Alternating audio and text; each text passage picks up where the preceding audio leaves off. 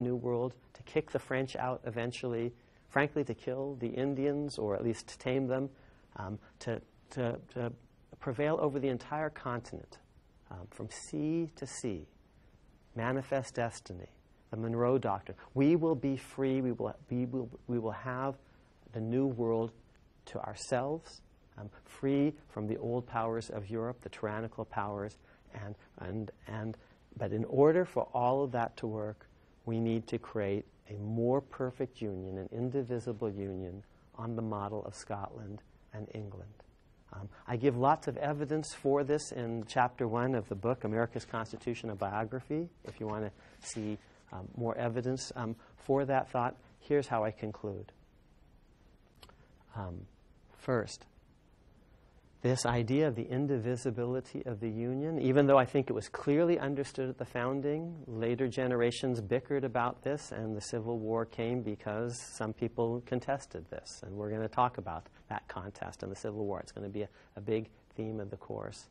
Second, and relatedly, this project, which is all about preventing Americans from fighting other Americans, creating a system of common defense, it ultimately fails. We're going to have Americans fighting other Americans on American soil about who controls the West. The very thing that the Constitution was designed to prohibit will eventually come about. We call that the Civil War.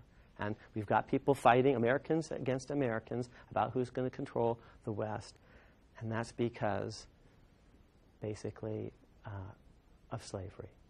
It's we, the people of the United States, as admirable as it was, coexisted with a regime in which some people were excluded by definition from the project. They say, well, you're not part of the people. You're slaves. You're others.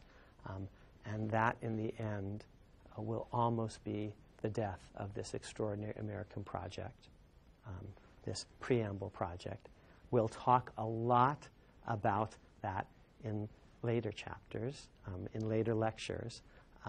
But for now, I hope I've told you enough about the big preamble themes of democracy and national security to at least get us started.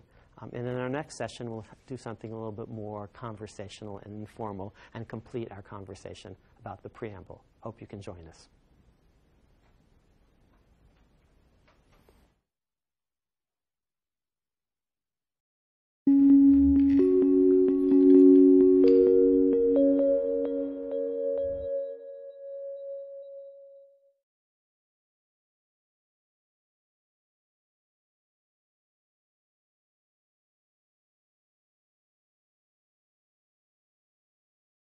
Welcome back. In our previous sessions, we talked about the Constitution's first sentence, the preamble, and its great themes of democracy and geography.